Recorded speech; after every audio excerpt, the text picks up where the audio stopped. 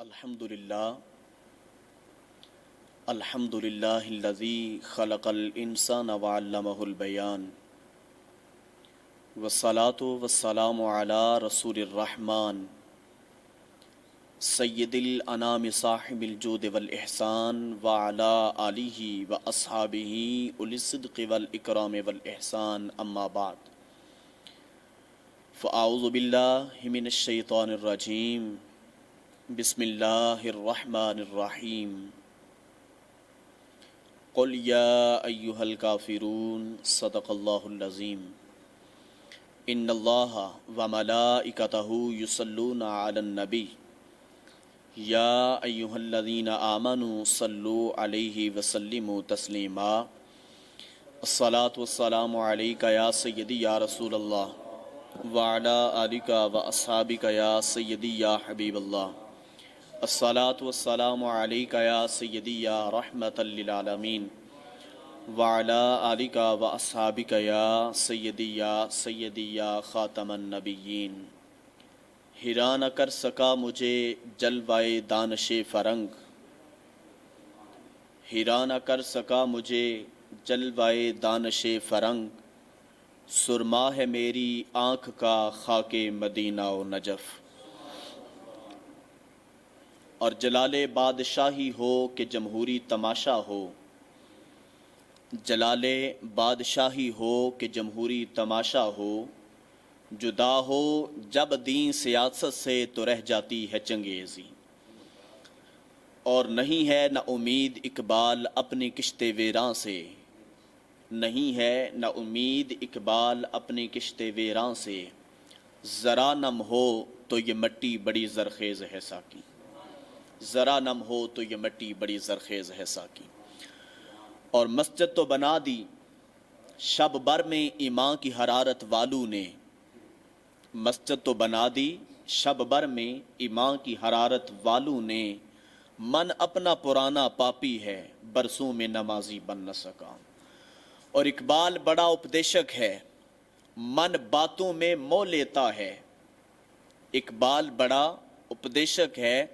من باتوں میں مو لیتا ہے گفتار کا تو یہ غازی بنا کردار کا غازی بن نہ سکا گفتار کا تو یہ غازی بنا کردار کا غازی بن نہ سکا اللہ رب العزت کا بے پناہ فضل و احسان ہے جس نے مجھے اور آپ سب کو اشرف المخلوقات انسان پیدا فرمایا ہے اور پھر اس کے بعد اپنے پیارے محبوب طالب و مطلوب آقا انعامدار مدنی تاجدار تاجدار عرب و عجم حبیب کبریا احمد مجتبیٰ سید سروراں حامی بے کساں قائد المرسلین خاتم النبیین جناب حضرت محمد مصطفیٰ صلی اللہ علیہ وآلہ وسلم کی امت میں پیدا فرمایا اور آج کے اس بابرکت دن جمعۃ المبارک میں بر موقع 14 اگست 2020 میں اپنے پاکیزہ مقدسہ منزہ مبرہ گھر کی حاضری کی توفیق بخشی ہے سو دعا ہے کہ رب کائنات ہم سب کا مل بیٹھنا اپنی بارگاہ میں شرف قبولیت عطا فرمائے آج کی یہ پروقار تقریب سعید زیر اہتمام تحریک فکر حسین اہل سنت پاکستان اسلامی و خوشحالی پاکستان کانفرنس کے نام سے منسوب ہے جس میں میں اور آپ احباب مل بیٹھے ہیں خالق ارض و سما کی بارگاہ میں ملتجی ہوں کہ اللہ پاک ہمارا مل بیٹھنا اپنی بارگاہ میں شرف قبولیت عطا فرمائے اور خالق ارض و سما آج کی ہماری اس نشست کو ہمارے لیے ذریعہ نجات بنائے اسلامی و خوشحالی پاکستان کانفرنس کے سامعین سے ان کلمات سے محو کلام ہوں کہ وطن عزیز ملک عظیم ملک پاکستان اس وقت ہی معرض وجود میں آ چکا تھا جب اللہ پاک نے زمین کو پیدا فرمایا تھا کیونکہ کچھ چیزیں اتفاقی طور پہ وجود میں آتی ہیں اور کچھ حادثاتی طور پہ وجود میں آتی ہیں لیکن ان کے برعکس کچھ عوامل وہ ہوتے ہیں جو ازل سے شروع دن سے ہی اللہ تعالیٰ کے علم میں وہ چیز شامل ہے، اور ان میں سے ایک عمل وہ یہ تھا کہ پاکستان معرض وجود میں آئے گا۔ قائد اعظم محمد علی جناح علیہ الرحمہ نے اس قوم کو 3 اصول دیے تھے: ایمان، اتحاد اور تنظیم، فیتھ، یونٹی اینڈ ڈسپلن۔ محمد علی جناح علیہ الرحمہ کے گزر جانے کے بعد جب ان کے کلیگ دنیا سے اٹھ گئے تو پھر آہستہ آہستہ اس قوم سے، اس ملت سے اس شعور کو کھینچ لیا گیا، اس شعور کو دور کر لیا گیا، اور یہ شعور، اس کا پس منظر 2 قومی نظریہ ہے۔ اس کا پس منظر 2 قومی نظریہ ہے، اور 2 قومی نظریہ اس وقت ہی خالق ارض و سما نے محبوب علیہ الصلاۃ والسلام کے توسل سے اس امت کو دے دیا تھا کہ مکی دور میں جب صدر کائنات صلی اللہ علیہ وسلم کے پاس قریش مکہ اور مشرکین مکہ آئے، انہوں نے آ کر کہا کہ آپ ہم سے سمجھوتا کر لیں، ہم آپ سے سمجھوتا کرتے ہیں، 1 سال آپ ہمارے بتوں کی پوجا کریں گے اور 1 سال ہم آپ کے ساتھ مل کے خدائے واحد کی عبادت کریں گے۔ یہ کفار مکہ نے مکی دور میں حضور علیہ الصلاۃ والسلام کو دعوت دی۔ دیکھیں ان کی جرت اور ان کی جسارت، دیکھیں حضور کو اور اصحاب رسول کو آ کر وہ مشورہ دے رہے ہیں کہ آپ ہمارے ساتھ سمجھوتا کر لیں، 1 سال آپ ہمارے خداؤں کی عبادت کریں گے اور دوسرے سال ہم آپ کے ساتھ مل کے خدائے واحد کی عبادت کریں گے۔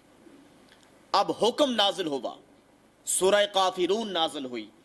اسی وقت اللہ پاک نے قرآن مجید کی سورہ کافرون نازل کی اور فرمایا قل یا ایھا الکافرون، اے محبوب علیہ السلام آپ ان کافروں سے خطاب فرما دیجئے، آپ انہیں فرما دیجئے اے کافرو۔ اب اس کی میں تھوڑی سی ڈیفینیشن کرنے لگا ہوں، آسان کر دوں تھوڑا سا۔ حضرت موسیٰ علیہ السلام جلیل القدر انبیاء میں آپ کا شمار ہوتا ہے اور آپ بہت جلال والے تھے۔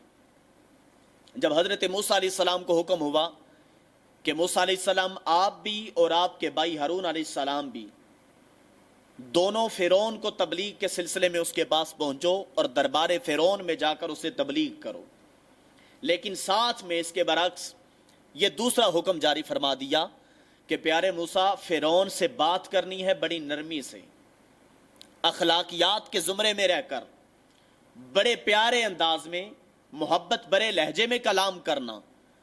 حضرت موسیٰ علیہ السلام غصے والے تھے، جلال والے تھے، انہیں حکم ہوا کہ وہاں جا کے نرمی سے کلام کرنا، اخلاقیات میں رہ کر بات کرنا۔ اور دوسری جانب وہ محمد عربی صلی اللہ علیہ وسلم جو سارے جہانوں کے لیے رحمت بن کر تشریف لائے ہیں، جن کے بارے میں نص قطعی اور قول سری موجود ہے، فرمایا وَمَا أَرْسَلْنَاكَ إِلَّا رَحْمَةً لِّلْعَالَمِينَ، اے محبوب آپ کو ہم نے سارے جہانوں کے لیے رحمت بنا کر مبعوث فرمایا ہے۔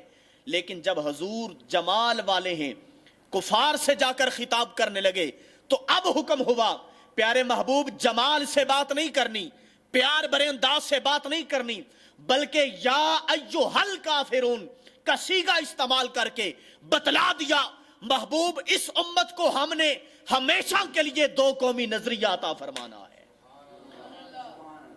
یہ کیا تھا؟ اس وقت ہی 2 قومی نظریہ محبوب کے توسل سے عطا کر دیا گیا، اور یا ایھا حرف ندا کا استعمال کر کے اللہ پاک نے فرما دیا محبوب جا کے سخت لہجے میں کلام کرنا ہے اور ان سے کہنا ہے اے کافرو، جس کی تم عبادت کرتے ہو میں اس کی عبادت نہیں کرتا، اور جس کی میں عبادت کرتا ہوں تم اس کی عبادت نہیں کرتے۔ یہ ٹوٹل 6 آیتیں اس سورت کی، قل یا ایھا الکافرون سے آخر لکم دینکم ولی دین تک 6 آیتیں اس کی۔ درمیان والی 4 آیتوں میں بار بار لفظ لا، حرف نفی کا استعمال کیا گیا ہے، اور وہ حرف نفی کس بات کا ہے؟ میں مثال دے دوں، بات کو آسان کر دوں. آپ کو کوئی شخص کہے کہ آئے میرے ساتھ گھر میں کھانا کھاتے ہیں، میں آپ کو کھانا پیش کرتا ہوں، آپ کا مزاج مانے تو آپ ایک آدھ دفعہ نہ کریں گے، دوسری بات اس کے بعد پھر اس کے ساتھ چل پڑیں گے، مطلب کہ آپ نے اندر سے قبول کر لیا.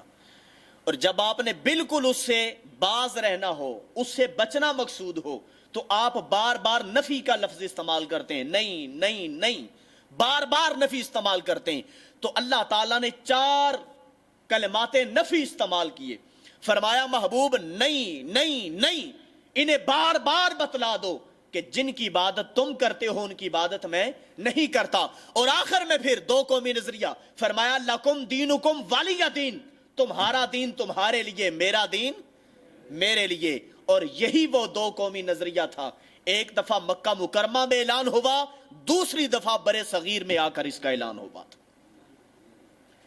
اور یہ ملک پاکستان جو الگ نظریے کی بنیاد پہ قائم ہوا تھا، آل ورلڈ کو دیکھ لیں، جغرافیائی حدود کو دیکھ لیں، جب بھی کوئی ملک معرض وجود میں آتا ہے تو وطن پہلے بنتا ہے، ریاست پہلے وجود میں آتی ہے، نظریات اس کے بعد قائم ہوتے ہیں، اس کا نظریہ اس کے بعد قائم ہوتا ہے، وطن پہلے آزاد ہو جاتا ہے.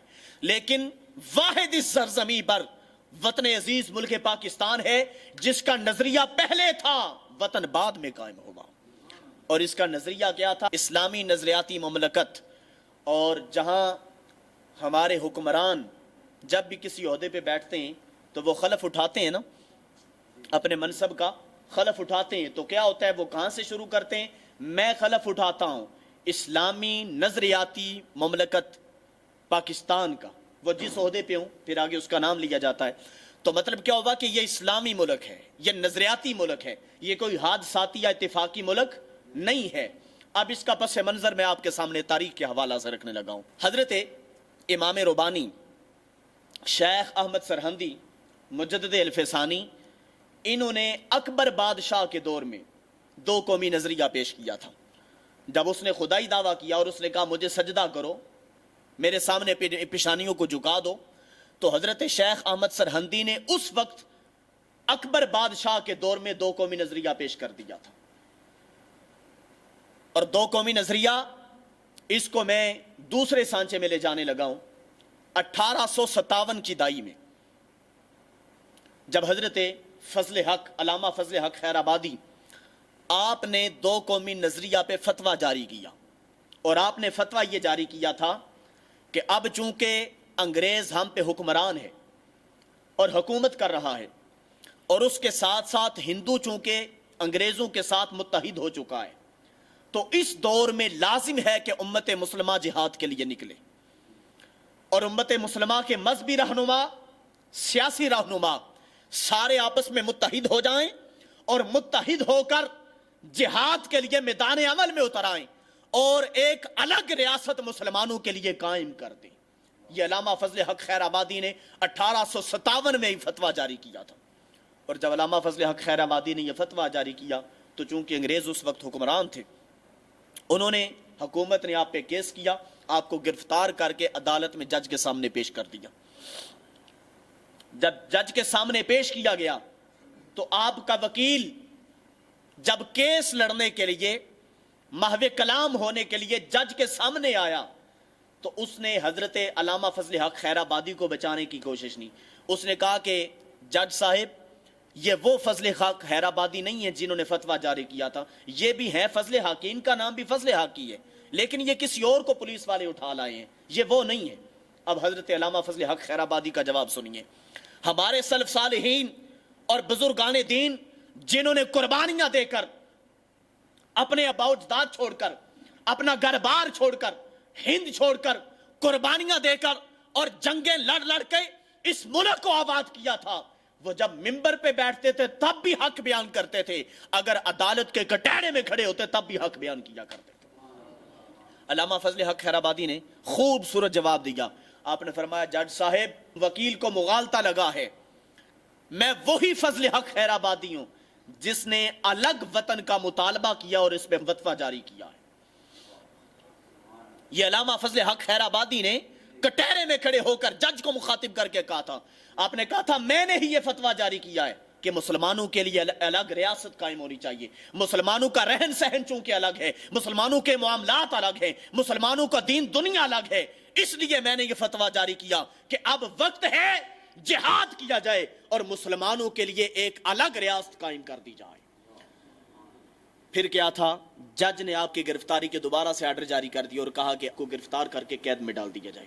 حضرت علامہ فضل حق خیر آبادی جس دور میں 1857 میں آپ علامہ اقبال کی بات کرتے ہیں تو علامہ اقبال نے تو 1930 میں آ کے دو قومی نظریہ پیش کیا ہے نا، آل انڈیا کانفرنس میں علامہ اقبال نے 1930 میں پیش کیا ہے، اور میں پچھلی صدی 19ویں صدی کی بات کر رہا ہوں جب علامہ فضل حق خیر آبادی 1857 میں دو قومی نظریہ پیش کر چکے تھے، اور جب آپ کو جیل میں ڈالا گیا تو ظروف العمری تھی، بیمار بھی تھے، کچھ وقت گزرا تو حکومت نے مشاورت کی کہ ذوف العمری کے باعث، بیماری کے باعث کہیں ایسا نہ ہو کہ ان کی ڈیتھ جیل میں ہی ہو جائے، لہٰذا انہیں رہا کر دیا جائے۔ چونکہ جو آگ لگنی تھی آزادی کی وہ تو لگ گئی نا، جو تحریک آزادی چلنی تھی وہ چل نکلی، اب لوگوں میں شعور آ چکا ہے، تو ہم نے کیوں اس وڈیرے بابے کو جیل میں قید کیا ہوا ہے؟ حکومت نے مشورہ کیا اور آپ کے بیٹے کو بلا بھیجا، آپ کے بیٹے پہنچے عدالت میں تو جج نے لکھ کر دے دیا کہ میں آپ کے بابا جان علامہ فضل حق خیر آبادی کو آزادی کے آرڈر دیتا ہوں۔ بیٹے نے وہ آزادی کا آرڈر لیے، جیل کی طرف گیا، جو ہی وہ جیل میں پہنچا تو دیکھا سامنے جنازہ موجود تھا، لوگ جنازے کے لیے پروانہ وار جمع ہو رہے تھے۔ بیٹے نے پوچھا کس کا جنازہ ہے؟ ان جنازے والے جمع غفیر میں سے ایک شخص بولا، اس نے کہا جلدی آؤ، یہ بہت بڑے عالم تھے علامہ فضل حق خیر آبادی، ان کا جنازہ ہے جو جیل سے اٹھا ہے، اسے نہیں پتا تھا کہ یہ آپ کا ہی بیٹا ہے۔ جب بیٹے نے ان کلمات کو اپنے کانوں سے سنا نا تو اس نے ایک نظر اس لیٹر کو دیکھا جس پہ جج نے لکھا تھا کہ میں آپ کو آزاد کرتا ہوں، رہا کرتا ہوں، اور ایک نظر اپنے باپ کی میت کو تکتا ہے۔ میں پوچھتا ہوں بتاؤ علامہ فضل حق خیر آبادی کا کیا جرم تھا؟ جیل سے کیوں جنازہ اٹھایا گیا؟ ان کا ایک ہی جرم تھا، انہوں نے ایک ہی فتویٰ صادر کیا، وہ یہی فتویٰ تھا کہ مسلمانوں کے لیے رہن سہن چونکہ الگ ہے، مسلمانوں کا نظریہ الگ ہے، مسلمانوں کے عقائد الگ ہیں، لہٰذا میں یہ فتویٰ جاری کرتا ہوں کہ مسلمانوں کے لیے ایک الگ ریاست پاکستان کے نام سے مارز وجود میں آنی چاہیے۔ یہ علامہ فضل حق خیر آبادی کا فتویٰ تھا، اور علامہ فضل حق خیر آبادی 1957 میں جیل میں ہی وصال فرما گئے۔ اور یہ وہ دور ہے کہ 1947 میں چونکہ پاکستان مارز وجود میں آیا ہے تو 1857 سے لے کر 1947 تک کتنے سال بن گئے؟ 90 سال۔ کتنے سال بنے؟ ان 90 سالوں میں 5 لاکھ مسلمانوں نے قربانیاں پیش کی ہیں۔ کتنے لوگوں نے؟ 5 لاکھ لوگوں نے، مسلمانوں نے قربانیاں پیش کی ہیں وطن عزیز ملک پاکستان کی خاطر۔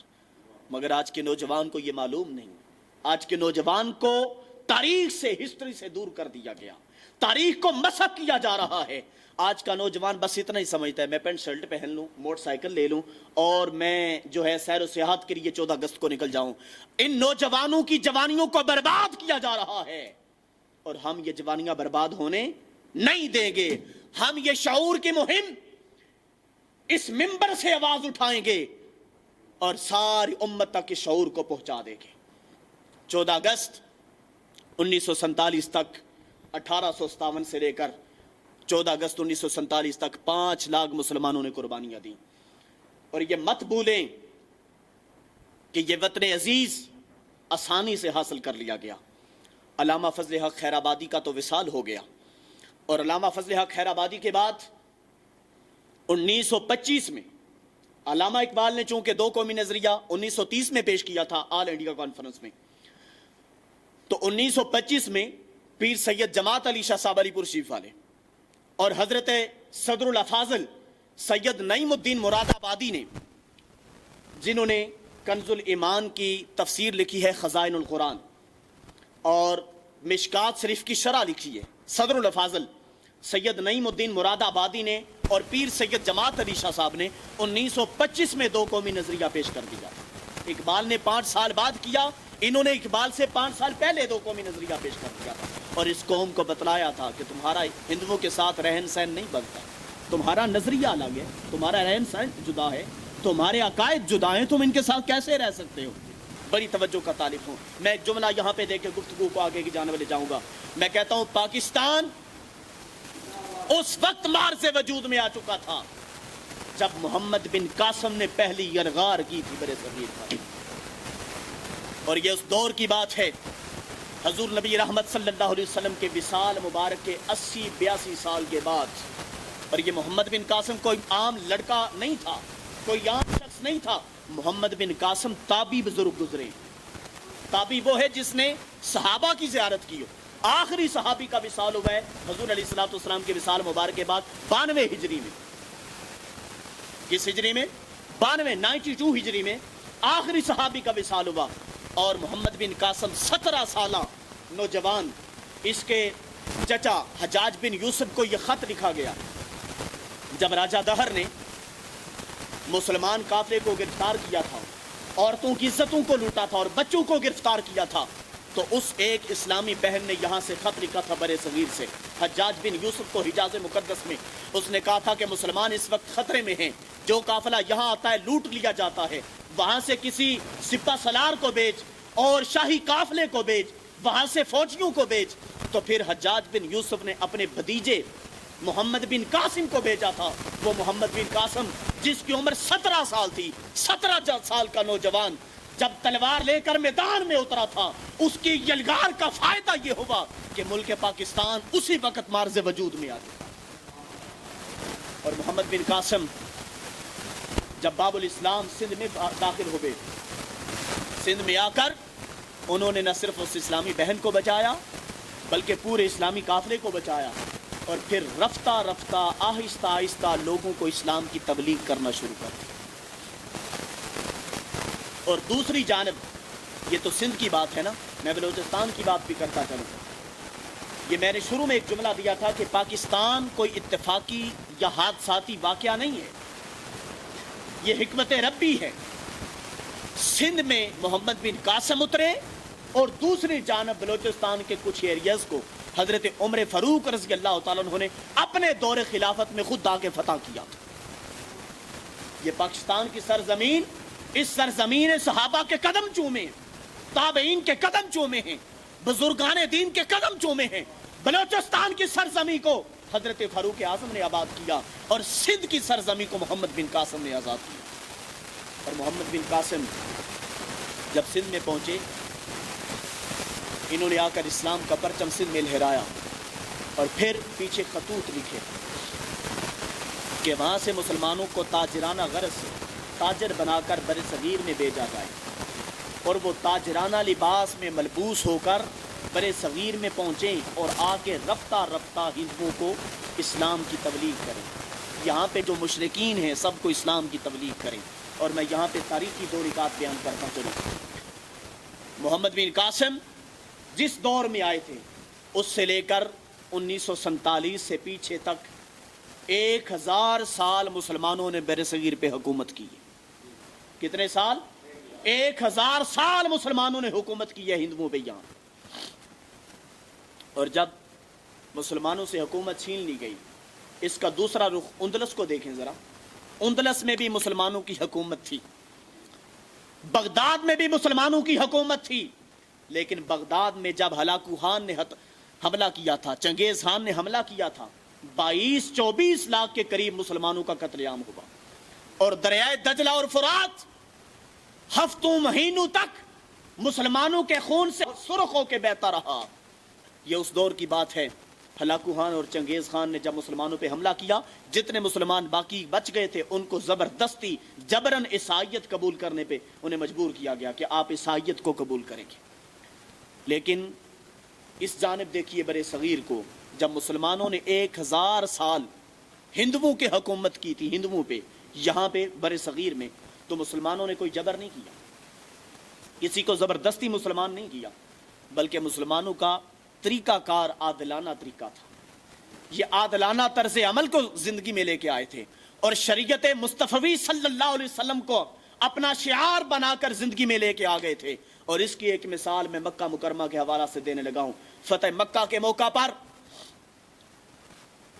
جناب صدر کائنات صلی اللہ علیہ وسلم 10,000 کا لشکر لے کر جب مکہ مکرمہ کی جانب بڑھ رہے تھے, تو حضور علیہ الصلوۃ والسلام نے راستے میں حکم فرمایا، صحابہ کو حکم دیا کہ اپنا راستہ بدل لو، منزل تو ہماری مکہ ہی ہے لیکن ہمیں اپنا راستہ بدلنا ہوگا۔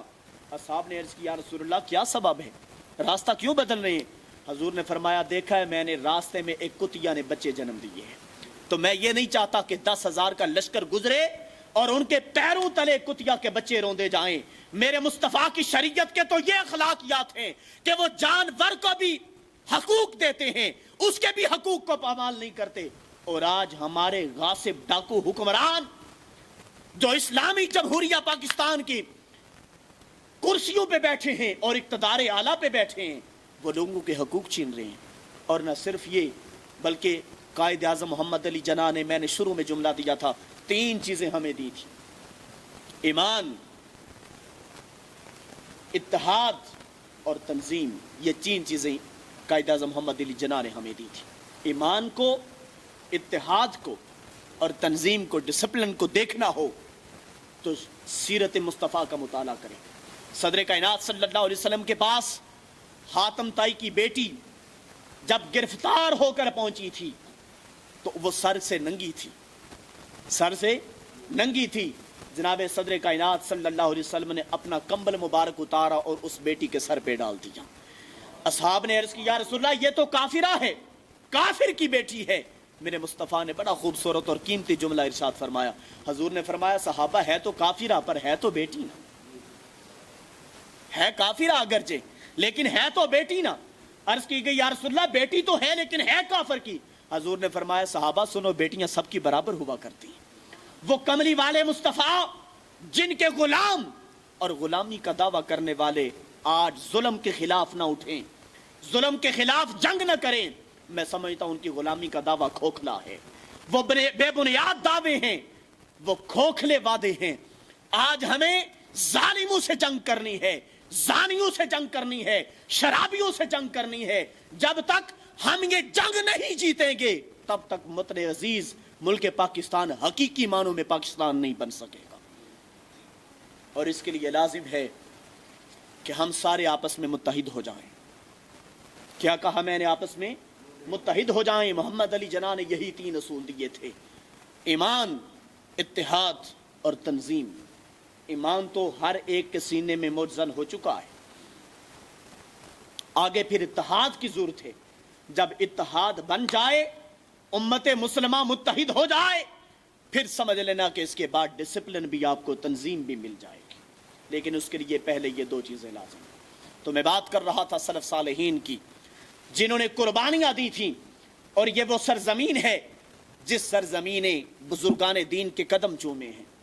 اور یہ تاریخ اسلام اور تاریخ پاکستان کبھی بھی سلف صالحین کے خدمات کو فراموش نہیں کر سکتی۔ اس سرزمین نے حضرت داتا گنج بخش علی حجویری کے قدم چومے ہیں، حضرت معین عالم جناب معین الدین چشتی اجمیری کے قدم چومے۔ اس سرزمین نے حضرت بابا فرید الدین گنج شکر کے قدم چومے ہیں، شہاب الدین غوری یہاں پہ پہنچے ہیں، سلطان محمود غزنوی یہاں پہ پہنچے ہیں۔ یہ انہی لوگوں کی مرہون منت ہے کہ آج وطن عزیز ملک پاکستان مارز وجود میں آ چکا ہے۔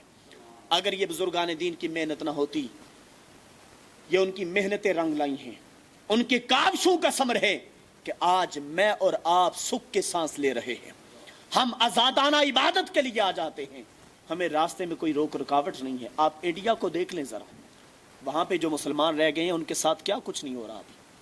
کشمیر کو دیکھ لیں، فلسطین کو دیکھ لیں، افغانستان کو دیکھ لیں، برما کے مسلمانوں کو دیکھ لیں۔ ہمارے اوپر سلف صالحین کی خدمات ہیں، ان کی قربانیاں ہیں، ان کے بڑے احسانات ہیں۔ اگر ان کے احسانات نہ ہوتے تو پاکستان آج مارز وجود میں نہ ہوتا۔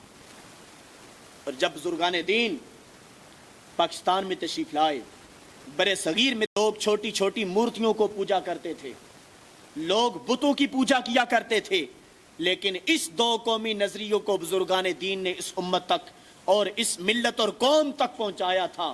اور میں یہاں پہ ایک خوبصورت جملہ دینے لگا ہوں، سرزمین برے صغیر نے اولیاء کے قدم چومے، اولیاء نے پھر کیا کیا؟ اولیاء کرام نے ان لوگوں کے دلوں پر اللہ کی ضرب لگائی، اللہ کے حل چلائے پھر عشق رسول کا بیج ان کے دلوں میں بویا. پھر اس کے بعد کیا تھا؟ وہ رفتہ رفتہ اللہ کی ضرب لگاتے گئے اور کلمہ طیبہ لا الہ الا اللہ سے اس کھیتی کو سیراب کرتے گئے. پھر وہ وقت آ گیا کہ 14 اگست 1947 کو ہر شخص یہی پکار رہا تھا، پاکستان کا مطلب کیا؟ پاکستان کا مطلب کیا؟ پاکستان کا مطلب کیا؟ اور یہ بات سمجھیں کہ یہ کوئی اتفاقی واقعہ یا حادثہ ہے. یہ بزرگان دین کے محنتیں رنگ لائی ہیں. یہ اولیاء کا فیضان ہے. ہم یہ کہتے ہیں اولیاء کا ہے فیضان. بولیے بولیے، اولیاء کا ہے فیضان. اولیاء کا ہے فیضان. پاکستان بنایا تھا، پاکستان بنایا تھا، پاکستان بنایا تھا. اور اگر پاکستان کے بنانے کے حوالہ سے میں بات کروں نا، تلخ بات ہے، لیکن چونکہ میرا فرض منصبی ہے، میں جس منصب پہ بیٹھا ہوں حق بیان کرنا میرا فرض منصبی ہے. سنیے، جب ملک پاکستان مرز وجود میں آ رہا تھا، تحریک آزادی شروع ہو چکی تھی، ایک طرف محمد علی جناح تھے، دوسری طرف گاندھی تھا. انگریز تھے، ہندو تھے، بتوں کی پوجا کرنے والے تھے. تو جناح صاحب کے متعلق یہ سازش کھیلی گئی اور لوگوں میں مشہور کیا گیا کہ جناح شیعہ ہے. کیا مشہور کیا گیا؟ کہ محمد علی جناح شیعہ ہے. لیکن یہ بات یاد رکھیں، محمد علی جناح نے بڑا خوبصورت اور قیمتی جملہ دیا تھا، تاریخی جملہ ہے، میں تو کہتا ہوں سنہری حروف سے لکھنے والا جملہ ہے. جناح نے کہا تھا، سنو، اگر میں شیعہ ہوں نا تو گاندھی سنی ہے، جاؤ پھر اسے ووٹ دے. نہیں سمجھے آپ بات؟ نہیں سمجھ سکے. جناح نے کہا تھا کہ اگر میں شیعہ ہوں نا، مجھے شیعہ کہا جاتا ہے، تو جاؤ گاندھی تمہارا سنی ہے، اسے ووٹ دے لو پھر. اور جب پاکستان مرز وجود میں آ رہا تھا، یہ علماء دیوبند کے بڑے بڑے پیشوا، میں اگر نام لوں تو اس وقت کے بڑے پائے کے خطیب دیوبند کی علامہ طاولہ شاہ بخاری، یہ کانگریس کے جھنڈے تلے جمع ہو چکی تھی. اور پھر ان کے ساتھ مودودی صاحب، ابو الکلام جن کا ٹائٹل ہے، علامہ مودودی بھی کانگریس کے جھنڈے تلے بیٹھ گئے تھے. انہوں نے کہا تھا پاکستان تو کیا، ہم پاکستان کی پے بھی نہیں بننے دیں گے. لیکن میں کہتا ہوں ندانو، تو نے کیا خبر، یہ پاکستان محمد علی جناح نے نہیں بنایا. توجہ، پاکستان محمد علی جناح نے نہیں بنایا، پاکستان محمد اور علی نے مل کے بنایا ہے. نہیں سمجھے آپ؟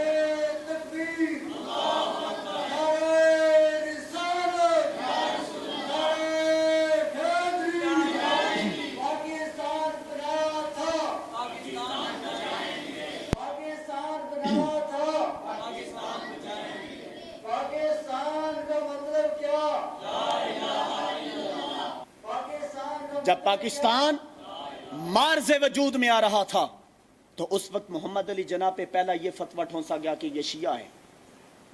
اور دوسری، کسی نے آپ سے آ کر پوچھا، کسی نے آپ سے آ کر پوچھا اور وہ آپ کو چیک کرنا چاہ رہا تھا، آپ کو پرکھنا چاہ رہا تھا کہ آپ واقعتاً شیعہ ہیں، یہ سنی ہے. تو محمد علی جناح سے اس نے آ کر پتہ کیا کہا؟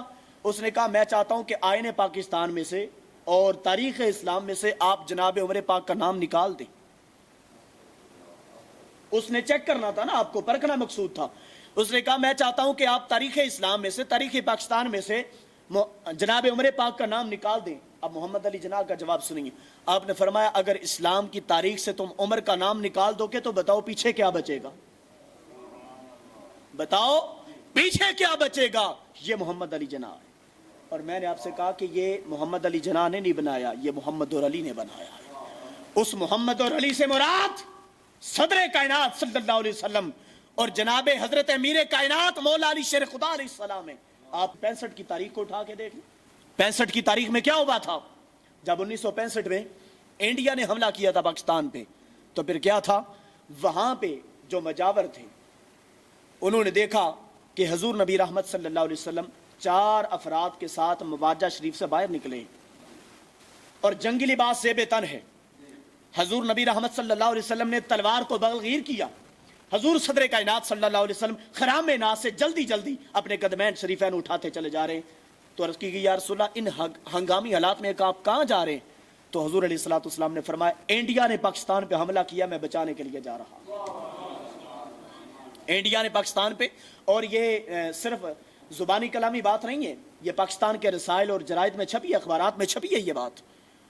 सऊदी अरब में भी उस दौर में ये बात छपी थी कि हुजूर अलैहिस्सलाम खुद 65 की जंग में मुल्क पाकिस्तान को बचाने के लिए और इसकी ताईद के लिए निकले थे। और हमारा ये झंडा जो कौमी परचम है, आप इसकी निस्बत को देख लीजिए, ये सब्ज़ है और इसकी निस्बत गुंबद हजरा से है, इसकी निस्बत गुंबद हजरा से है। मैं कहता हूं जब तक ये इस परचम सर बुलंद है, ये गुंबद हजरा से फैज पाता रहेगा। और हमारी कोशिश ये है कि हम इसको सर बुलंद रखेंगे, हम इसमें कोशा हैं कि हम इंशाअल्लाहुल अजीज अपने परचम को हमेशा के लिए बुलंद रखेंगे। आज सेहत करें कि हम इस परचम को बुलंद रखेंगे।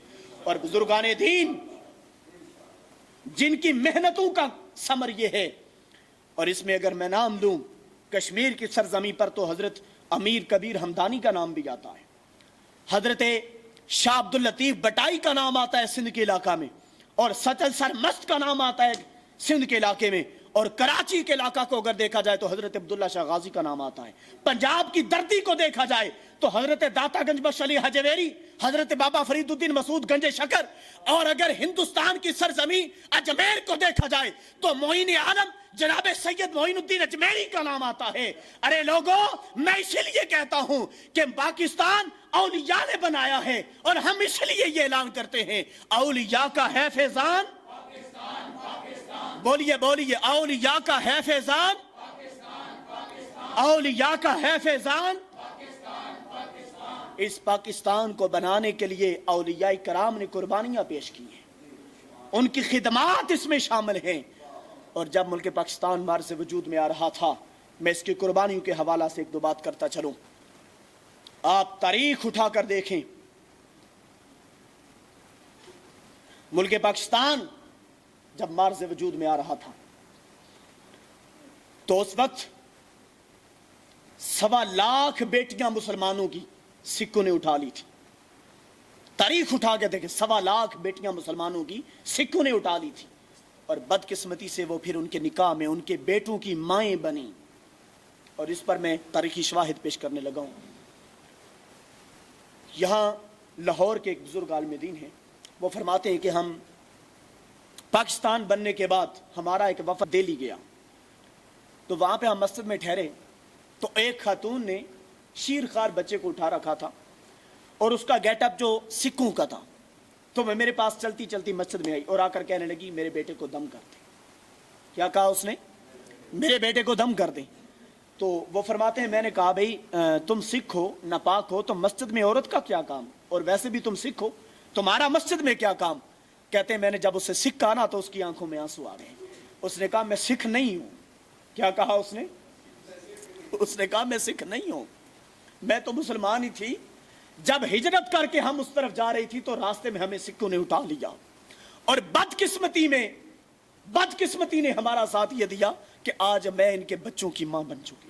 ये कुर्बानियां पेश की थी हमारी माओं ने, हमारे अब्बा व अजदाद ने। आज का नौजवान इस कुर्बानी को भूल चुका है।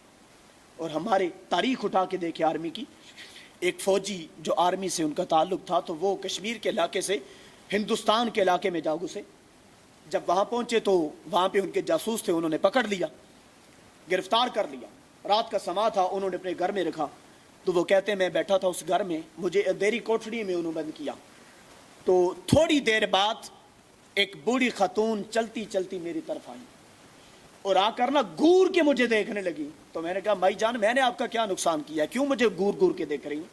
तो उन्होंने पता क्या कहा माई साहब, उन्होंने कहा क्या हमने पाकिस्तान इसलिए बनाया था तुम वहां पे स्मगलिंग करो, हमें महसूस होता है तुम स्मगलर हो, हमने पाकिस्तान इसलिए बनाया था। तो उस फौजी ने कहा आप तो सिख हैं, आपने कब पाकिस्तान बनाया? तो वो फौजी कहते हैं जब मैंने ये कहा ना तो उस बुढ़िया की आंखों में आंसू आ गए। उसने कहा मैं सिख नहीं हूं, मैं पाकिस्तानी हूं, मैं मुसलमान हूं, बस फर्क ये लगा जब हिजरत करके हम जा रहे हैं रास्ते में हमें सिखों ने उठा लिया। और आज बदकिस्मती में मैं इनके बेटों की मां बन चुकी हूं। और आगे जो उसने बात की थी बड़ी कीमती बात थी। ये बात कहते हुए मैं आपके दिलों पे दस्तक देने लगा हूं। उसने कहा सुनो, اگر تم کسی طریقے یہاں سے آزاد ہو کے واپس پاکستان چلے جاؤ نا تو میرا یہ جملہ امت مسلمہ تک اور قوم پاکستان تک پہنچا دینا. اس نے کہا مائی صاحبہ بتائیے کون سا جملہ ہے؟ اس نے کہا میں چونکہ سکھوں کی ماں بن چکی ہوں, جب میرا بیٹا کوئی بیمار ہوتا ہے, دودھ نہیں پیتا, روتا ہے, چلاتا ہے, تو مجھے چونکہ کوئی دم, کوئی درود, کوئی قرآن نہیں آتا, سارا کچھ بھول گیا ہے, میں 3 دفعہ پاکستان پاکستان پاکستان کہہ کے بیٹے کو دم کرتی ہوں, اللہ میرے بیٹوں کو شفا عطا فرما دیتا. اس نے کہا میرا پیغام جا کے پاکستانی قوم کو دے دے. اور آج پاکستانی قوم اپنا حال تو دیکھیں, ہم کس باغ میں بیٹھے ہیں. کیا ہمیں اتنا ہی معلوم ہے کہ 14 اگست اس طرح منایا جاتا ہے, موٹر سائیکلوں پہ چڑھ جائیں اور نوسر بازی شروع کر دیں اور چوکوں میں کھڑے ہو جائیں اور بہو بیٹی کے تنگ لباس پہنا کر, اور قومی پرچم کا نشان نیکر اور پینٹ پہ آ گیا, اس قوم نے کوئی فرق محسوس نہ کیا, بلکہ انہوں نے خوشی سے, فخر سے وہ پینٹ اور نیکر خریدی, بیٹی بیٹے کو پہنا دی. قومی پرچم کی توہین کی جا رہی ہے کہ ملک پاکستان کو تحفہ شب قدر بھی کہا جاتا ہے. کیا کہا جاتا ہے؟ تحفہ شب قدر کہا جاتا ہے. کیوں؟ 14 اگست 1947 کو رمضان المبارک کی 27ویں شب تھی. رمضان المبارک کی 27ویں شب تھی اور دن 14 اگست کا تھا, سن 1947 کا تھا. تب یہ ملک پاکستان مارز وجود میں آیا تھا. اور قرآن مجید کو اگر پڑھیے تو اللہ پاک نے ارشاد فرمایا وَإِنَّ لَكُمْ فِي الْأَنْعَامِ لَعِبْرَةً نُسْقِيكُم مِّمَّا فِي بُطُونِهَا. اللہ پاک نے ارشاد فرمایا اے انسان ذرا غور تو کر کہ ہم نے تیرے لیے جانور کے وجود سے خوبصورت اور خوب ذائقہ دودھ عطا فرمایا ہے. آپ جانور کو دیکھیں ذرا, جانور کے وجود کے جس حصے میں دودھ پیدا ہوتا ہے اس کے ایک طرف خون ہے, دوسری طرف جانور کا گوبر ہے. یہ بات درست ہے نا؟ جانور کے وجود میں جس حصے میں دودھ بنتا ہے اور دودھ جنم لیتا ہے اس کے ایک طرف خون اور دوسری طرف گوبر. خون بھی نجس ہے. کیا کہا میں نے؟ خون نجس ہوتا ہے نا, ناپاک ہوتا ہے, تو گوبر بھی ناپاک ہے. لیکن اللہ تعالیٰ کی قدرت کاملہ دیکھیں, اس طرف خون نجس, ادھر گوبر بھی نجس, درمیان میں سے اللہ تعالیٰ خوب ذائقہ دودھ سفید کلر میں سب کو عطا کرتا ہے, بلا تشبیہ و بلا تمثیل. ایک طرف ہندو تھے, توجہ رکھیے گا, ایک طرف ہندو تھے, دوسری طرف انگریز تھا. ان دونوں ناپاکیوں سے اللہ تعالیٰ نے محمد علی جناح کے ذریعے ملک پاکستان دودھ کے طور پہ امت کو عطا کیا ہے. لیکن کوئی اس کو سمجھے تو صحیح, کوئی اسے پڑھے تو صحیح, کوئی اس کو اپنے مطالعہ میں لائے تو صحیح, کوئی اس کی اسٹڈی تو کرے, کوئی اس کو دیکھے تو صحیح. لیکن افسوس آج ہمیں تاریخ سے دور کر دیا گیا. تاریخ کو پڑھیں, تاریخ کو اپنے مطالعہ میں لائیں, اور سلف صالحین نے, بزرگان دین نے جتنی قربانیاں اس وطن عزیز کو حاصل کرنے کے لیے دی تھی, شاید ہی ایسی کسی نے قربانی دی ہو. اور میں برملا کہتا ہوں, برسر مجلس بڑی بات کرنے جا رہا ہوں, بڑی اہم بات, آپ کے دلوں پہ دستک دیتے ہوئے یہ جملہ آپ کے دلوں پہ نقش کرنے لگا ہوں. آدم علیہ السلام سے لے کر آج کے دن تک جتنی ہجرتیں ہوئیں, توجہ رکھیے گا, آدم علیہ السلام سے لے کر آج کے دن تک, آج 14 اگست 2020 کے دن تک جتنی ہجرتیں دنیا میں ہوئی اور سرزمین پہ ہوئی, سب سے بڑی ہجرت ہجرت پاکستان تھی. سب سے بڑی ہجرت یہ ہجرت ہند تھی, جس کو لوگ ہند چھوڑ کر, اپنے ابا و اجداد کو چھوڑ کر, اپنے کاروبار چھوڑ کر, اپنے بہن بھائیوں کو چھوڑ کر, عزیز و اقربا کو چھوڑ کر, ایک ملک پاکستان بچانے کے لیے ہند چھوڑ کر وطن عزیز پاکستان میں آ چکے تھے. پاکستان کا مطلب کیا؟ لا الہ الا اللہ. پاکستان کا مطلب کیا؟ لا الہ الا اللہ. اور اس کو اگر میں حفیظ جلندری کی زبان سے آپ کی خدمت پہ پیش کروں تو حفیظ جلندری نے جو قومی ترانہ لکھا ہے, میں اگر اس بڑے مجمع میں یہ کہوں کہ کوئی ایک شخص جمع آدمی کھڑا ہو کہ مجھے قومی ترانہ سنائے تو شاید ہی کوئی سنا سکے. بچوں تو کو یاد ہوگا, وہ اس لیے کہ وہ اسکول میں پڑھتے ہیں, بڑوں کو بھول گیا. ٹوٹل اس کے 3 بند ہیں. کتنے بند ہیں؟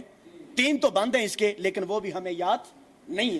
حفیظ جلندری نے جو پیغام دیا ہے وہ پیغام میں آپ کے دلوں پہ نقش کرنے لگا ہوں. بات کو اختتام کی جانب لے آیا ہوں, بڑی توجہ کا طالب ہوں.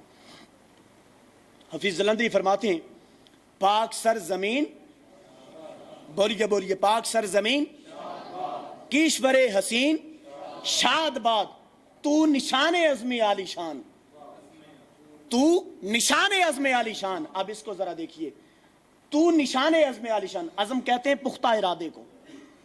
ارادے میں جب پختگی آ جائے تو اس کو عزم کہتے ہیں، اور اس کو دوسرے لفظوں میں عزم مصمم بھی کہتے ہیں. اس کو عزم مصمم بھی کہتے ہیں. حفیظ جلندری کہتے ہیں تو نشان عزم عالی شان، کہ تو عالی شان جو بزرگ تھے نا ان کا نشان ہے.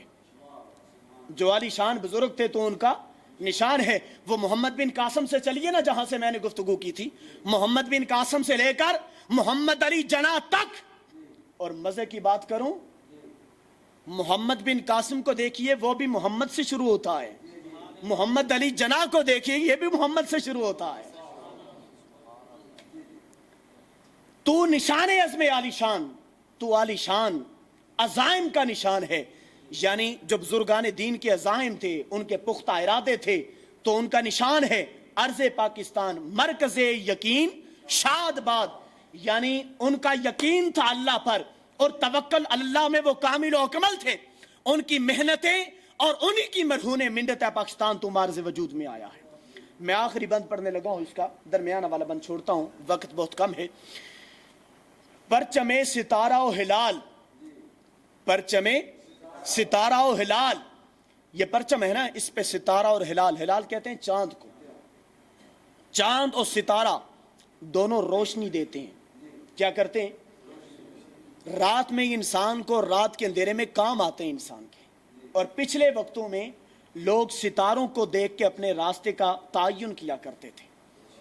حفیظ جلندری فرماتے ہیں کہ پرچم ستارہ و ہلال، یعنی اس پرچم پہ جو ستارہ ہے اور جو چاند ہے، یہ ہمارے لیے مثل روشنی ہے. یہ ہمارے لیے مثل روشنی ہے. اور آگے کہتے ہیں رہبر ترقی و کمال، اگر چاہتے ہو کہ کمال مل جائے، اگر چاہتے ہو کہ عروج مل جائے، اگر چاہتے ہو کہ منزل ارتقاء سے نکل کر نقطہ عروج اور نقطہ کمال تک پہنچ جائیں اور ترقی پانا چاہتے ہو، تو آگے سنیے. حفیظ جلندری کہتے ہیں ترجمان ماضی شان حال، ترجمان ماضی شان حال، یعنی تو ماضی کا ترجمان ہے. اے ملک تو ماضی کا، بولیے نا، اے ملک تو ماضی کا. پاکستانی بیٹھے ہیں نا، محب وطن بیٹھے ہیں، کھل کے بولیں، کیا مسئلہ ہے؟ تو ماضی کا ترجمان ہے. ماضی میں کیا ہوا؟ محمد بن قاسم سے لے کر محمد علی جناح تک، خواہ وہ شہاب الدین غوری ہو، خواہ وہ محمود غزنوی ہو، خواہ وہ معین عالم معین الدین چشتی اجمیری ہو، حضرت داتا گنج بخش علی حجویری ہو، حضرت مولانا حضرت موہانی ہو، یہ سارے بزرگان دین، ان کی ترجمانی یہ وطن عزیز ملک پاکستان کر رہا ہے. ترجمان ماضی شان حال، تو ماضی کا ترجمان ہے اور تو حال کی شان ہے. تو حال کی شان ہے. اب یہ جو حال کی شان انہوں نے بیان کیا نا، اس پہ میں ایک حدیث مبارکہ کوٹ کرنے لگا ہوں، بڑی توجہ کا طالب ہوں. میں نے شروع میں ایک جملہ دیا تھا کہ وطن عزیز ملک پاکستان صرف میرے اور آپ کے لیے ہی نعمت عظمیٰ نہیں، بلکہ پورے عالم اسلام کے لیے نعمت ہے. پورے عالم اسلام کے لیے نعمت ہے. اور اس پر حدیث مبارکہ کوٹ کرتا ہوں. امام حاکم نے المستدرک میں بیان کیا ہے، جناب مولا علی سے روایت ہے، وہ فرماتے ہیں صدر کائنات صلی اللہ علیہ وسلم نے ارشاد فرمایا قرب قیامت میں خراسان سے کالے جھنڈے والے لوگ نکلیں گے اور وہ پاکستانیوں کا ساتھ ملا کر ترک میں چلے جائیں گے، پھر ترکوں کو ساتھ لیں گے، اور پھر یہ سیاہ جھنڈے والا قافلہ جو غزوہ ہند کے نام سے نکلے گا، یہ سب سے پہلا اسلام کا پرچم قبلہ اول بیت المقدس پہ لہرائیں گے، اور پھر اس طرح یہ پاکستان پوری دنیا پہ غالب ہو جائے گا. یہ پاکستان پوری دنیا پہ غالب ہو جائے گا. اور اسی کو حفیظ جلندری نے لکھا ہے. حفیظ جلندری فرماتے ہیں ترجمان ماضی شان حال، کہ تو ماضی کا ترجمان ہے اور تو شان حال ہے، یعنی حال کی شان اے ملک تو ہے. جان استقبال، کیا کہا انہوں نے؟ یعنی مستقبل کی تو جان ہے. مستقبل کی تو، یہ مستقبل کو اگر اردو میں لیں تو صرف مستقبل ہی ہوگا، اگر عربی میں لیں تو مستقبل اور مستقبل، استقبال اور استقبال دونوں طرح جائز ہے. جان استقبال، تو مستقبل کی جان ہے.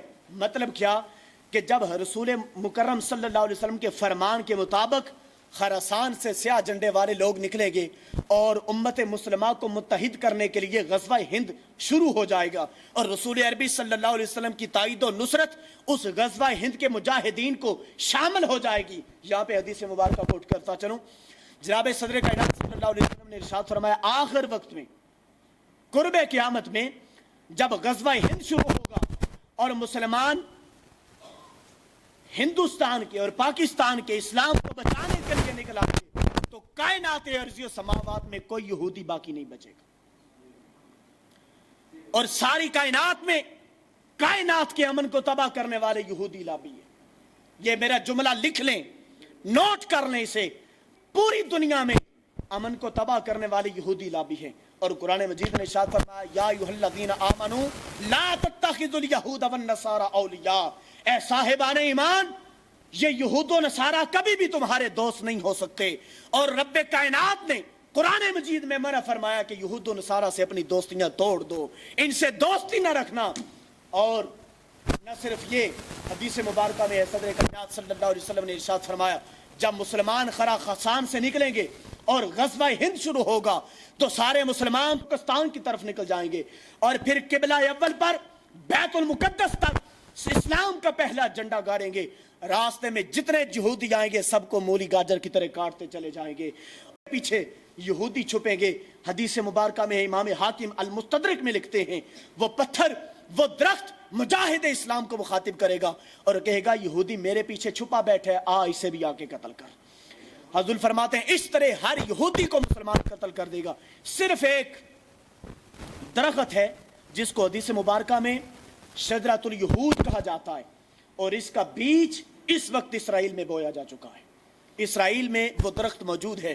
حضور فرماتے ہیں دنیا میں کوئی یہودی نہیں رہے گا ما سوائے شجرۃ الیہود کے پیچھے، یعنی جہاں جہاں کوئی یہودی ملے گا مسلمان انہیں قتل کر دیں گے، لیکن جو شجرۃ الیہود میں رہ گیا وہ بچ جائے گا۔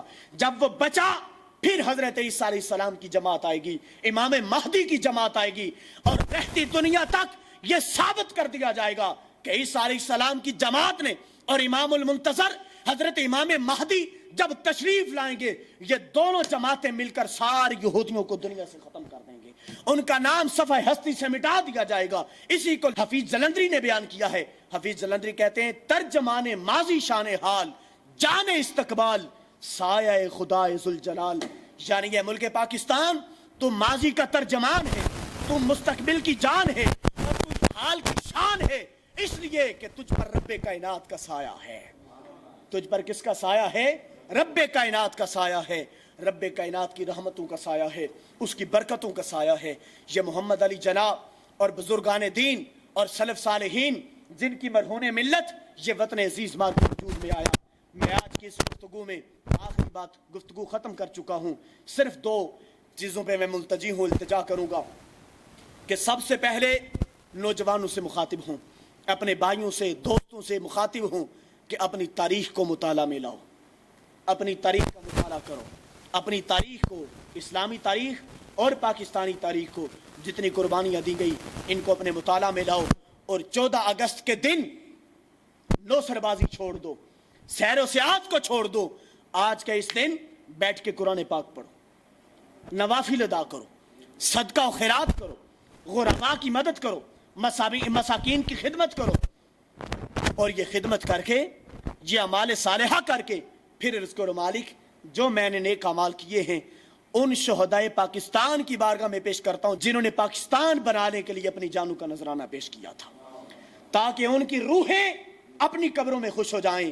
اگر آج کے دن آپ یہ عمل نہیں کریں گے اور آپ سیر و سیاحت کے لیے نکل جائیں گے، دنیا والوں کو راضی کرنے کے لیے نکل جائیں گے، تو ہمارے ابا و اجداد، آپ سب کے ابا و اجداد، آپ کے دادا، آپ کے پردادا جنہوں نے قربانیاں دی تھیں، ان کی روحیں قبروں میں تمہارے لیے بد دعا کرے گی۔ اور یہاں پہ یہ بات بھی کوٹ کرتا چلوں، بڑے صغیر کی تاریخ اٹھا کے دیکھیے، مجھے احساس ہے کہ وقت اوپر ہو رہا ہے، لیکن چونکہ 14 اگست کا دن ہے، آج عید الوطنی ہے، آپ بھی عید منا رہے ہیں، میں بھی عید منا رہا ہوں۔ آج ہم سارے عید منانے کے لیے خدا کے گھر میں پہنچے ہیں، اور میں یہ بات برملا کہنے لگا ہوں 14 اگست میں جب آپ نیک اعمال کریں گے ان کی روحوں کو اصال ثواب کریں گے تو ان کی روحیں خوش ہوں گی اور اللہ پاک مزید اس وطن کو استقامت نصیب فرمائے گا۔ انڈیا کو بڑا شوق ہے نا، انڈیا کو بڑا شوق ہے کہ ہم سارے یہودی لابی اور ہندوستان والے سارے متحد ہو چکے ہیں اور میری پشت پہ برطانیہ کا امریکہ کا ہاتھ ہے۔ میں کہتا ہوں تمہیں شوق ہے تو آؤ پھر میدان میں اتر آؤ، آؤ تم بھی اپنا شوق پورا کر لو۔ جنگ تم شروع کرو گے پھر ختم ہماری مرضی سے ہوگی۔ تمہیں شوق ہے جنگ کرنے کا تو آؤ، یہ پوری قوم پاکستان اپنی افواج پاکستان کے ساتھ کھڑی ہے۔ ہاتھ بلند کر کے بتائیں، ہاتھ بلند کریں۔ کیمرہ والے بھائی کیمرہ گھمائیے گا ذرا، دیکھیے یہ محب وطن اپنے افواج پاکستان کے ساتھ کھڑے ہیں۔ ہم پاکستان کے لیے، پاکستان کو بچانے کے لیے کسی قسم کی قربانی سے دریغ نہیں کریں گے، ہاں مالی قربانی ہو، ہاں جانی قربانی ہو، ہم وطن عزیز ملک پاکستان کو بچانے کے لیے ہر قسم کی قربانی اللہ کی راہ میں پیش کر دیں گے انشاءاللہ۔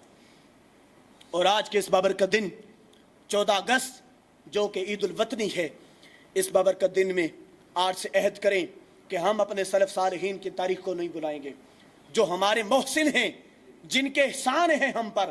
میں نے بات شروع کی تھی 1857 علامہ فضل حق خیرآبادی سے اور پھر محمد علی جناح تک لے کے آیا کہ پچھلی صدی 19ویں صدی میں 5 لاکھ مسلمانوں نے قربانیاں پیش کی، اور پھر اس کے بعد 1.25 کروڑ لوگوں نے، مسلمانوں نے اپنی قربانیاں پیش کی تھی وطن عزیز کو بچانے کے لیے۔ لیکن آج اس نوجوان نسل سے تاریخ کو چھین لیا گیا۔ میں آخر میں چند نعرے لگوانے لگا ہوں پاکستان کی بقا کے لیے، پاکستان کو بچانے کے لیے۔ آپ لوگوں نے میرے ساتھ اس کا ساتھ دینا ہے، میرے ساتھ مل کے نعرہ بلند کریں گے، اور ہم آج اللہ کے گھر میں بیٹھ کے یہ وعدہ کریں گے، عہد کریں گے کہ مالک ہم کبھی بھی اس ملک کے ساتھ غداری نہیں کریں گے اور کبھی بھی کسی غدار کو قبول بھی نہیں کریں گے۔ اشفاق صاحب زاویہ والے، انہوں نے بڑی پیاری بات لکھی ہے، انہوں نے اپنی کتاب زاویہ میں لکھا ہے، وہ فرماتے ہیں کہ یہ ملک پاکستان یہ مت سمجھو کہ محمد علی جناح نے بنایا ہے، یہ محمد اور علی نے بنایا ہے۔ اشفاق صاحب یہ حوالہ دے کر آگے اگلی بات پتہ کیا کرتے ہیں؟ اشفاق صاحب کہتے ہیں جس نے محمد اور علی سے ٹکر لی ہے نا، وہ کبھی بچ نہیں پایا، وہ کبھی بچ۔ مرحب کو دیکھ لیں، ابو جہل کو دیکھ لیں، عتبہ و شیبہ کو دیکھ لیں، ان لوگوں نے محمد اور علی سے ٹکر لی تھی، کیا بچا ان کے پیچھے؟ یزید مٹ گیا، ابو جہل مٹ گیا، ان کی سوچ مٹ گئی۔ لیکن تمہیں مبارک ہو، آج محمد علی جناح بھی زندہ ہے، مولا علی بھی زندہ ہے، حسین بھی زندہ ہے، حسینی بھی زندہ ہے، محمد علی جناح کا 2 قومی نظریہ بھی زندہ ہے، اقبال کا 2 قومی نظریہ بھی زندہ ہے، اور اقبال کی فکر رکھنے والے بھی سارے زندہ ہیں۔ اقبال کی فکر رکھنے والے بھی سارے زندہ ہیں، جناح کی فکر رکھنے والے بھی۔ اور میں نے یہ بات یہاں سے شروع کی تھی، محمد علی جناح کے 3 اصول میں نے شروع کیے تھے، ایمان، اتحاد، تنظیم، یہاں سے بات شروع کی تھی نا، اور ساتھ میں سورہ کافرون پڑھی تھی۔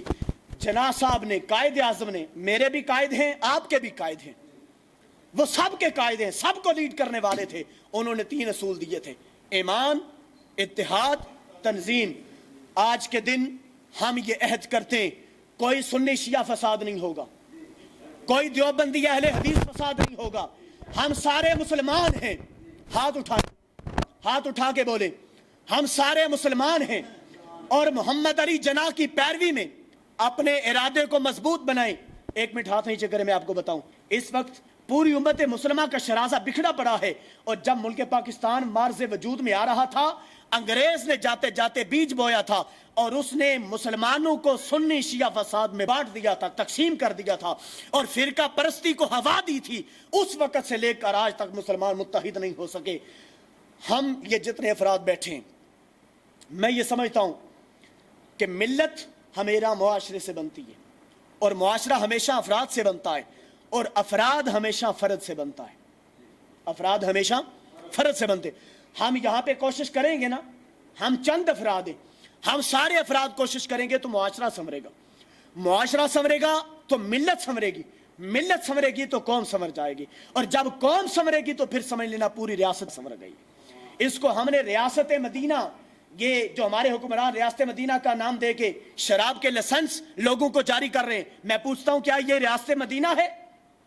میں اکیلا آدمی اگر کسی کا حق ماروں نا تو کل قیامت کے دن اس اکیلے کا ہاتھ میرے گربا پہ ہوگا، اگر ساری قوم کا حق کھا لوں تو پھر ساری قوم کا حق نہیں ہوگا۔ सारी कौम का हाथ मेरे गिरबां पे होगा। और वो हुक्मरान जिन्होंने पूरी कौम का माल लूटा, हम ऐसे गासिब, डाकू, लुटेरे और रियासत मदीना का नाम इस्तेमाल करने वाले। और ये बात याद रखें, बिहम्दिल्लाह ताला मिंबर रसूल पे बैठा हूं, सैयद ज़ादा हूं, बावजू बैठा हूं, मेरा किसी सियासी जमात से कोई तल्लुक और वास्ता नहीं है और ना मैं किसी को फॉलो करता हूं। मेरा कायद सिर्फ मोहम्मद अली जना है। और मैं ये कहा करता हूं, बरबला कहने लगा हूं, जान जाती है तो चली जाए। बदकिस्मती से मोहम्मद अली जना के बाद इस कौम को लीडर मिला ही कोई नहीं आज तक। मोहम्मद अली जना के बाद आज तक इस कौम को लीडर मिला ही नहीं है। हम मोहम्मद अली जना के नजरिए की हिफाजत करेंगे, हम उसके नजरिए का पास रखेंगे। और आज मस्जिद में जमा होकर खुदा के घर में बैठ के मुत्तहिद होते हैं और हम सारे नारा लगाते हैं कि इस्लाम हम तेरे हैं। मैं कहूंगा इस्लाम, आप सब कहेंगे हम तेरे हैं। ए इस्लाम, ए इस्लाम, ए इस्लाम, ए पाकिस्तान, ए पाकिस्तान, मोहम्मद अली जना, मोहम्मद अली जना, दो कौमी नजरिया, दो कौमी नजरिया, नाराए तकबीर, नाराए रिसालत, नाराए रिसालत, नाराए हैदरी। पाकिस्तान, पाकिस्तान, पाकिस्तान, पाकिस्तान का मतलब क्या? पाकिस्तान का मतलब क्या? कौन हमारा रहनुमा? कौन हमारा रहनुमा? पाकिस्तान की बका। और ये जो पाकिस्तान का नारा है ना, पाकिस्तान का मतलब क्या? ये एक हिंदू ने मुसलमान से पूछा था, भाई तुमने ये क्या शोर मचा रखा है, पाकिस्तान पाकिस्तान पाकिस्तान, क्या मतलब है इसका? बेसाख्ता उसकी जुबान से निकल गया था, इसका मतलब है ला इलाहा इल्लल्लाह। फिर इस पर हफीज जलंधरी ने बकौल वाहिद, हफीज जलंधरी ने पूरी नज़म लिखी थी इस पे और पूरा कलाम लिखा था कि पाकिस्तान का मतलब क्या? बोलिए बोलिए, पाकिस्तान का मतलब क्या? अब यहाँ रुक कर ये जितने मेरे मजहबी लोग बैठे, सुन्नी, शिया, अहले हदीस, देवबंद, मुझे यकीन है, मुझे पता है कि मेरे मजले में सब लोग आते हैं बिहम्दिल्लाह ताला। मुझे फख्र है कि लोग मुझे मुसलमान के टाइटल से जानते हैं, मुझे किसी जमात के साथ नहीं गिलते कि ये फलां है फलां है। मेरे मजमे में अल्हम्दुलिल्लाह इत्तेहाद पाया जाता है। और मैं यहाँ रुक कर ये बात करने लगा हूँ, ला इलाहा इल्लल्लाह किसका कलमा है? बोलिए, मुसलमानों का। किसका कलमा है? मुसलमानों का कलमा है। जब कलमा एक, किताब हदायत कुरान एक, खुदा एक, नबी एक, तो फिर बताएं झगड़ा किस बात का? पेट का धंधा नहीं मौलवियों का चल रहा। और मैं चूंकि सैयद ज़्यादा हूं, मुझे मौलवियों से कोई सरोकार नहीं है। मैं ये बात कहने लगा हूं, बरबला, बाहर तख्ती किसी और नाम की होती है, अंदर धंधा कुछ और चल रहा होता है। हमने चूंकि इस्लाम की बका के लिए, मुल्क पाकिस्तान की बका के लिए आवाज उठाई है और अनकरीब इंशाल्लाह इसी मेहराब मिंबर से एक बहुत बड़ा ऐलान होने जा रहा है। उसमें आप सबको मैं मुत्तहिद करूंगा, सबको हाथ मेरे हाथों में होगा और हम सारे मिलकर नारा लगाते हैं, नारे तकबीर, नारे रिसालत, नारे हैदरी। पाकिस्तान बनाया था, पाकिस्तान बनाया था, पाकिस्तान बनाया था, पाकिस्तान बनाया था। औलिया का है फैजान, औलिया का है फैजान, औलिया का है फैजान। पाकिस्तान का मतलब क्या? कौन हमारा रहनुमा? पाकिस्तान की बका। पाकिस्तान जिंदाबाद, पाकिस्तान, पाकिस्तान, हाथ बुलंद करें सारे, पाकिस्तान, पाकिस्तान। ऐ अल्लाह, हम तेरी बारगाह में इल्तिजा करते हैं, तो हमारी कौम को, हमारी मिल्लत को, हमारे मुल्क को ता क़यामे क़यामत इसको आबाद फरमा। ऐ अल्लाह, हम तेरी बारगाह में इल्तिजा करते हैं कि इस उम्मत को आपस में इत्तेहाद नसीब फरमा। उम्मत मुसलमा का शराजा बिखरा पड़ा है, यहूदी लाबी, ईसाई लाबी, ये सारे लोग टूट के पड़े हुए हैं। मेरे मालिक, तेरे महबूब की उम्मत को तोड़ने के लिए आज हम इस मिंबर पे बैठ के, तेरे घर में बैठकर तुझसे वादा करते, हम इस्लाम की खातर हर किस्म की कुर्बानी पेश करेंगे।